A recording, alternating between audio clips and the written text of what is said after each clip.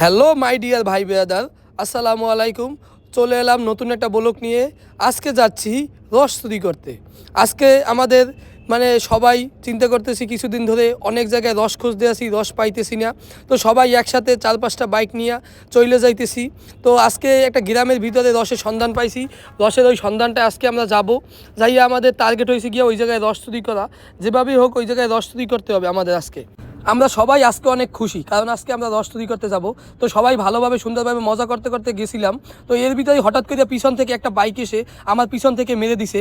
আমি অনেক কষ্ট করে আমার বাইকটা কীভাবে যে কন্ট্রোল করছি তা আমি নিজেও বুঝতে পারি না যে এইভাবে বাইকটা কন্ট্রোল করতে পারবো।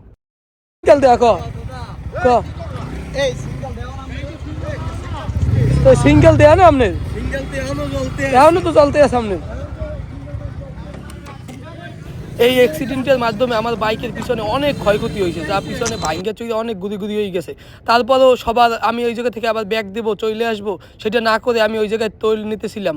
কারণ আমি চিন্তা করি যদি আমি চলে যাই তাহলে সবাই মনটা খারাপ হয়ে যাবে স্বপ্ন। তারপর আমি সুন্দরভাবে তৈল নিয়ে আবার ওই জায়গা থেকে বের হইলাম। তারপর বের হয়ে আমি চিন্তা করতে আসি যে থাক যাই, আজকে যেহেতু আসছি আশা নিয়ে রস খাইতে যাব, তারপরেও তাদের সাথে চলে গেলাম।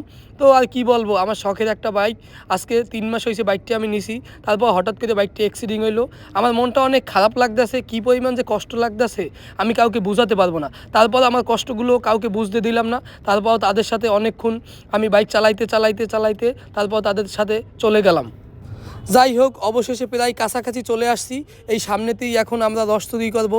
তো কি বলবো, হয়তোবা আমি আসছিলাম আনন্দের একটা কাজে, কিন্তু এই জায়গায় একটা দুর্ঘটনা হয়ে গেল। এখন কি আর করার আছে, এটা হয়তোবা আমার কপালে ছিল।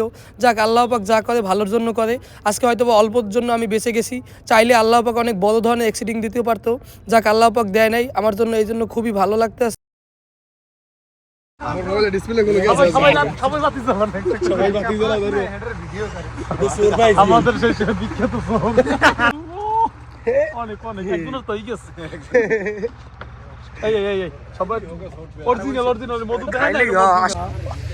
ভিডিও করে না,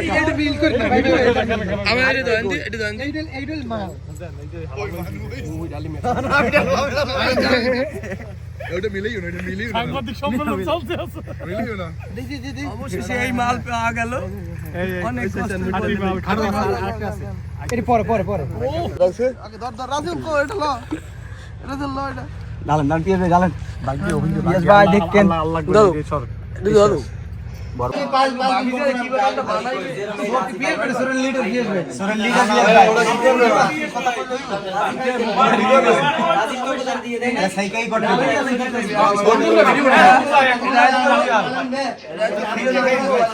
ভাই আপনি কিছু বলেন, ভাই রসের বিষয়ে আপনি কিছু বলেন, মতামত কেমনে কি করেন?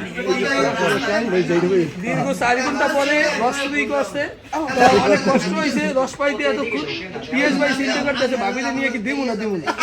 আসলে ভাবি এবার রস খায় না, এগুলো পছন্দ না। আমি বলি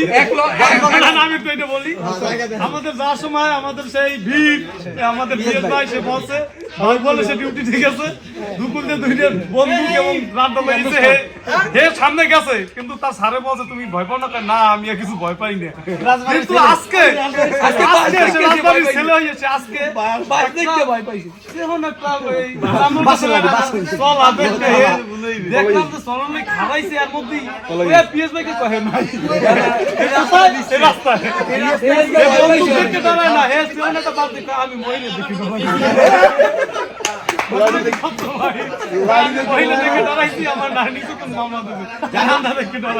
যাই হোক গাইস, আমরা পটুয়াখালী থেকে আসছি আজকে গ্রামের বাড়িতে। অনেকক্ষণ কষ্ট করে আমরা এক পট রস সংগ্রহ করলাম। তো সবাই আমরা আসছি আজকে, এটা গরম করে খেতে হবে। আর যদি আপনারা রস চুরি করে গরম না করে খান, সেক হইব, তাহলে কিন্তু পেটে সমস্যা হতে পারে। আর বিশেষ করে আমাদের এখানে হালাল, আমরা শেষ পর্যন্ত বলে আনছি, সবাই মনে করেন না তো চুরি করছি, আসলে আমাদের একটা বলা আছে, এখন বললে আমরা দাবি সারিয়ে আসছি। আপনারা চুরি করলো আসার সময় টাকা দিয়ে দেবেন বা